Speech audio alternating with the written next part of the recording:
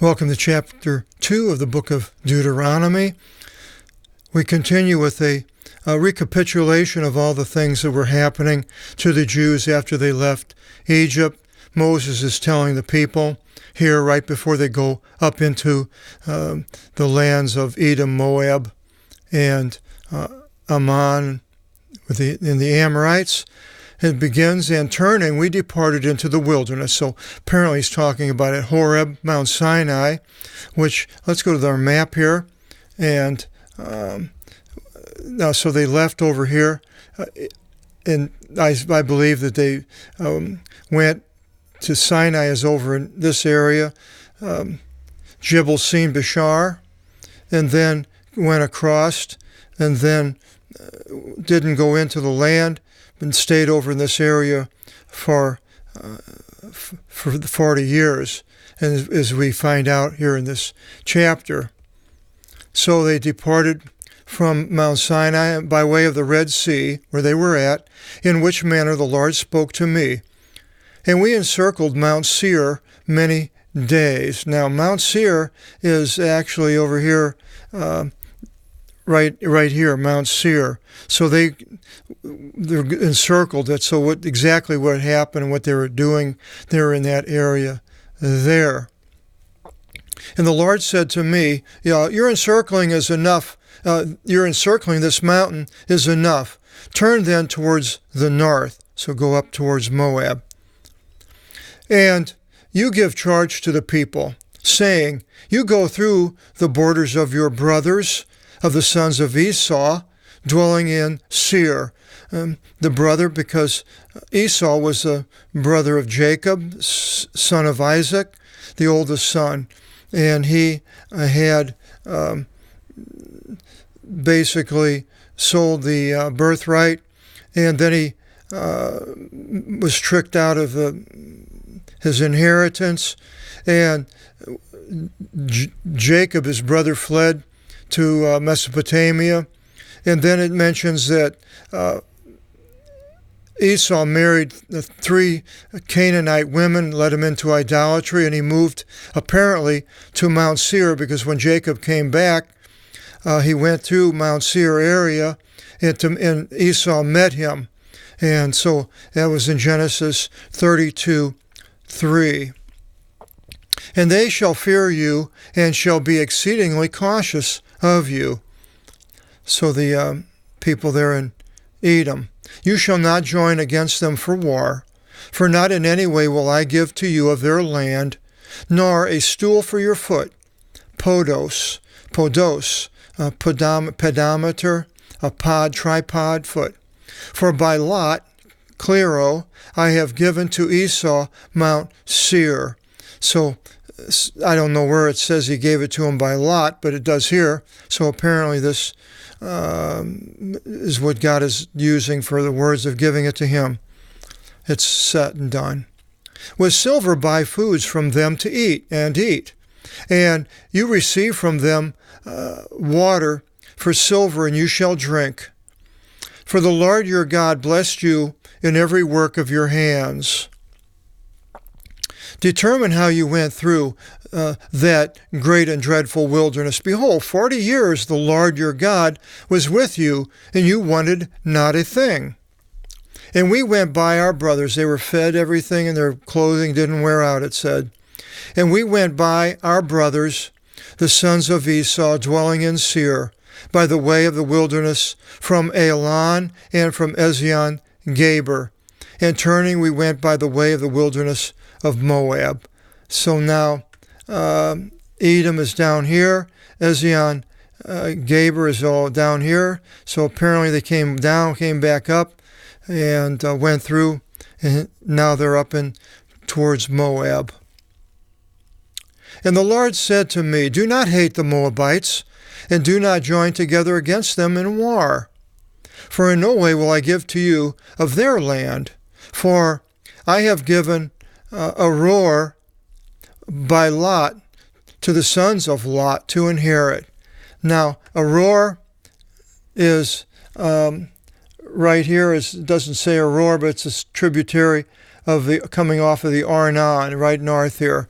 And so this is given to Lot, the nephew of Abraham, back in Genesis. And now he changes and he says, the Amin prior laid in wait upon it, a great and populous nation, and strong as the Anakim, and these shall be considered of the Rephaim, as also the Anakim. And the Moabites named them Emim.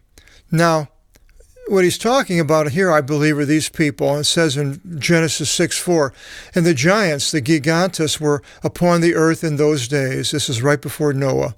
And after that, the sons of God continually entered to the daughters of men.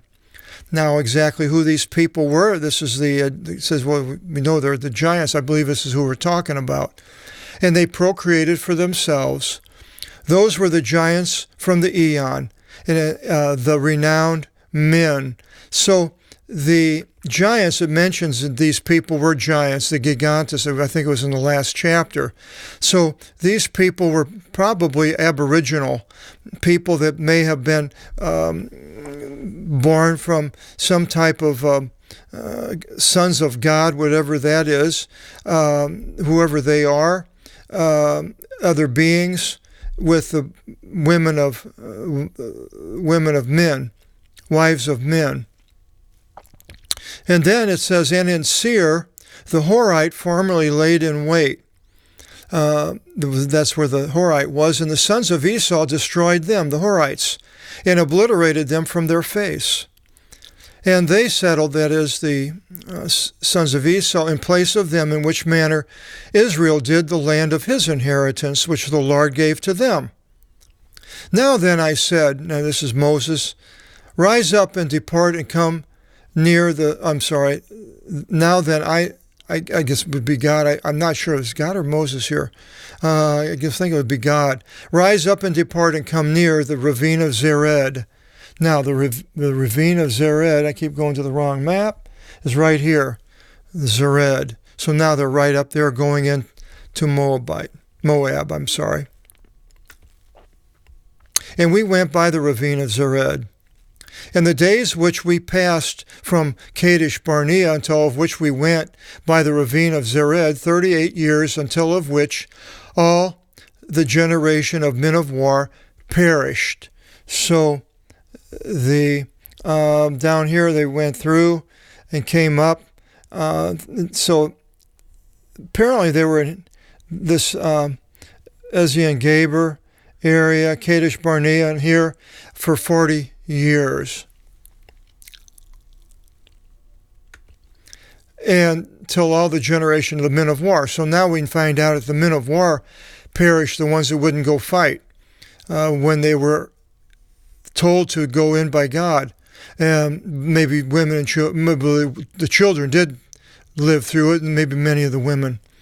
And they were dying from the camp, as the Lord God swore by an oath to them. He said they would all die.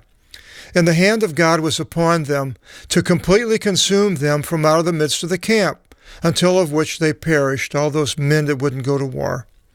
And it came to pass, as soon as all the ones dying fell, that is, men warriors, from out of the midst of the people, that the Lord spoke to me, saying, you shall pass over today the borders of Moab, the Aror. And so again, now he's telling him, you're going to come up here, and you're going to cross the Aror here through Moab. And you shall lead near the sons of Ammon. Do not hate them, nor join against them in war. For not in any way will I give from the land of the sons of Ammon to you by lot. For to the sons of Lot I have given it by lot. So now he's talking about Ammon is over here. And so they're not to go in anything there, to go into against the Amorites here.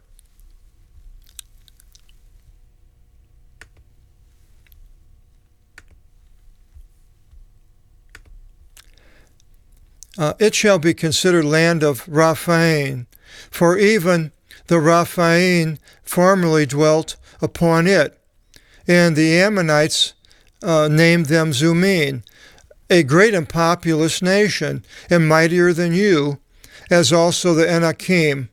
And the Lord destroyed them before their face, and they inherited them. So apparently these giants were very rough and big people, but it doesn't sound like they were too smart, because they were actually defeated and dwindled down. Now, it's a possibility that Goliath was later on down. Later here, he was from the giants. And they were settled in place of them until this day. So these Rephaim were taken away, even as they did inherit the sons of Esau, dwelling in Seir, in which manner he, that is Esau, obliterated the Horite from his face, their face, and they inherited them and were settled in place of them until this day. Now he might be talking about the Moabites taking over. And the Hivites dwelling in Asaroth and to Gaza, that would be over, I believe that would be the Philistines, and the Cappadocians coming forth from out of Cappadocia, and these were all the sea peoples. They were along the ocean, along the sea, Mediterranean Sea, from Lebanon all the way down into Gaza. Obliterated them, the Hivites, and were settled in place of them. Now then, rise up, and depart and go by the ravine of Arnon. Behold, I have delivered up into your hand Sihon, king of Heshbon the Amorite, in his land. So, here's Heshbon here. South of it is Jahaz, which we'll mention here in a second. So now they're to go up there and attack. Commence to inherit it. Join against him in war. On this day commence to give the trembling of you and the fear of you upon the face of all the nations of the ones underneath the heaven. So the peoples there saw these Hebrews coming and feared them, sort of like Genghis Khan and the hordes from the Mongolian coming into Europe. The people feared them, and I believe that there's a future time here coming that the world will fear the Hebrews again, and they will. But I believe that there'll be a precursor era for the beast to arrive. Whoever hearing your name shall be disturbed, and shall have pangs of anguish before your face. And I'm sure today, if people think about attacking Israel, they think twice, because they've been defeated. The Muslims have been defeated, I think, 3 battles, 3 wars. And I sent Presvis, you can add that to your English derivative book, a Presbyterian, Presvis, ambassadors, an elder, from out of the wilderness of Kedemoth to Sion, king of Hesivon, Basileia, basil plant, with peaceable words, saying, I will go through your land, I will go in the way. I put changing journey to way, I think is way, it's probably a certain road. I will not turn aside right nor left. You shall give money, you shall give for the foods for silver to me, foods, and I shall eat, and you shall give to me water for silver, and I shall drink. That is, the Jews will pay for the food and the water. Only that I shall go by on the feet, as the sons of Esau dwelling in Seir did to me, and the Moabites dwelling in Ar, until whenever I should go by the Jordan into the land which the Lord our God gives us. As in Jericho, but it doesn't say, he says he's going to go across the Jordan, and but it says Sihon, king of Heshbon, wanted not for us to go by through his land. For the Lord our God hardened his spirit and strengthened his heart, that he should be delivered up into your hands, as in this day. Reminds me of Pharaoh with a hardened heart. And I look at today, does God harden people's hearts today? I believe he does. I don't think we know who that person is, but I believe if a person has denied God to the point of God knowing that they would never change, then he could very possibly harden that person's heart against the things of God, and they would do things against the people of God. And eventually, though, they would be destroyed. Think that could be peoples, and it could be a person. And the Lord said to me, Behold, I have begun to deliver up before your face Sihon, king of Heshbon the Amorite, and his land. Commence to inherit his land. And came forth Sihon, king of Heshbon, to meet us, he and all his people, for war at Jahaz, and that was just south there of Heshbon, I showed on the map. And the Lord our God delivered him before our face into our hands. And we struck him and his sons and all his people. So they were all defeated, and we held all his cities in that time, and utterly destroyed every city, and nixed also their women and their children.